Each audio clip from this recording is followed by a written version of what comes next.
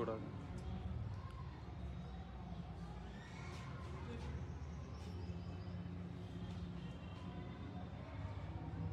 नमस्कार मित्रांनो, मी सरपंच मंगेश साबळे बोलतोय।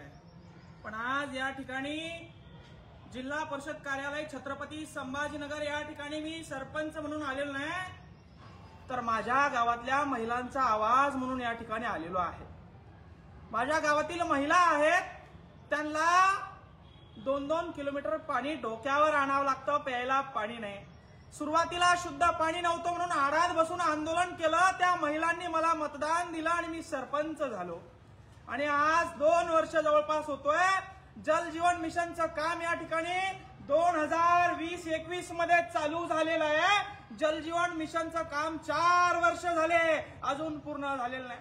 त्या छड्या आणल्या, पाईप आणले, रोड मध्ये दाबून टाकले, ते पाईप सडायला आले, मात्र जल जीवन मिशनचं काम अजून पूर्ण झालेलं नाही। 4 वर्ष झाले जल जीवन मिशनचं उद्घाटन झालं, 1,80,00,000चं इस्टिमेट तयार केलं बघा मित्र। 4 वर्ष झाले, पाईप रोड मध्ये दाबून टाकले, अजून काम झालं नाही। कुठं काम अडकलाय, कुठं घोडा पेंट खाताय का? 4-4 वर्ष एका जल जीवन मिशनच्या कामाला लागताय। पूर्ण तालुक्यामध्ये, पूर्ण जिल्ह्यामध्ये ही अवस्था आहे। आणि माझ्या गावाची अवस्था सांगण्यासाठी माझ्या गावाच्या लेडीजच्या माध्यमातून, महिलांच्या माध्यमातून सीओ विकास मीना त्यांच्यापर्यंत माझ्या गावातील महिलांचा कांत पोहोचावा। मुख्यमंत्री देवेंद्र फडणवीस, तुम्ही म्हणता लाडकी बहीण आहे, तुमच्या लाडक्या बहिणीला जल जीवन मिशन मध्ये पाणी प्यायला अजून मिळत नाहीये। 4-4 वर्ष झाले, अधिकारी लक्ष देईना, टक्केवारी घेतली का काय असं वाटायला लागले। माझ्या गावातल्या मला महिला विचारता, तर भाऊ तुला सरपंच केलं, तू आम्हाला प्यायला पाणी का अजून दिलं नाही?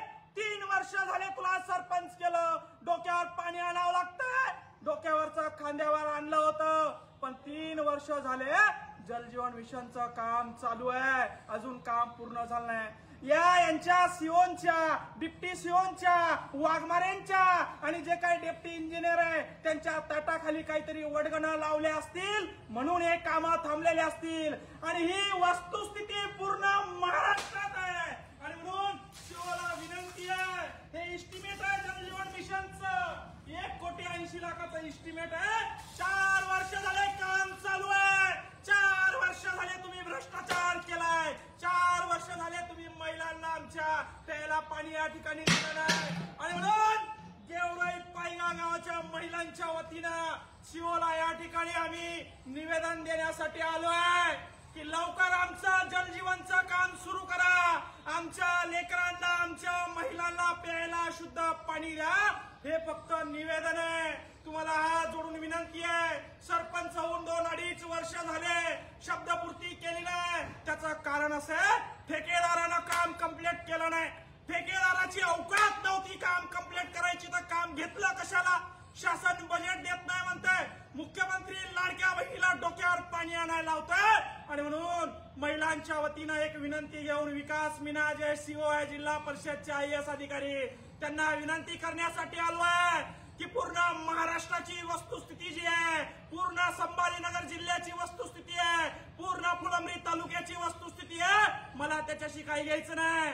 माझ्या गावात 2020 साली तुम्ही उद्घाटन केलं जल जीवन मिशनचं, आज 5 वर्ष झाले नळ अजून आले नाही। मी गावात जायला मला नाक राहिलं नाही। महिला मंडळ मला रोज विचारतात, नळाचं काय झालं, पाण्याचं काय झालं, नळाचं काय झालं, पाण्याचं काय झालं। या सीओ लोकांनी टक्केवारी घेतल्या असाव्या, त्या वाघमारे इंजिनियर आहे त्यांनी टक्केवाऱ्या घेतल्या असाव्या। यांचं कॉन्ट्रॅक्टरवर लक्ष नाही, यांचं कामावर लक्ष नाही। आणि म्हणून मुख्यमंत्री देवेंद्र फडणवीस साहेब, तुम्हाला हात जोडून विनंती आहे, तुमच्या लाडक्या बहिणीला पाणी पाजायची जबाबदारी तुमची आहे। जल जीवन मिशन 1,80,00,000ची योजना केंद्राची आहे, 5 वर्ष झाले काम सुरू, अजून काम कंप्लीट झालं नाही।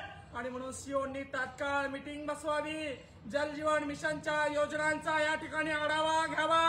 अजून उन्हाळा सुरू झालेला नाही, अजून तर टाकीत पाणी येत आहे माय बापो. एकदा अजून 2 महिन्यानंतर उन्हाळा सुरू झाला तर प्यायला पाणी नसतं. आणि जर का अशी वस्तुस्थिती परिस्थिती आमच्यावर आली तर आमचा या ठिकाणी उद्रेक झाल्याशिवाय राहणार नाही. एवढा सांगण्यासाठी सीओ साहेबांना, विकास मीना साहेबांना आणि वाघमारे जे कोणी जे आहे त्यांना सांगण्यासाठी आलोय. धन्यवाद मित्र. जय जवान. रत्नागिरी 24 न्यूज चॅनलला आताच सबस्क्राईब करा आणि शेअर करायला विसरू नका.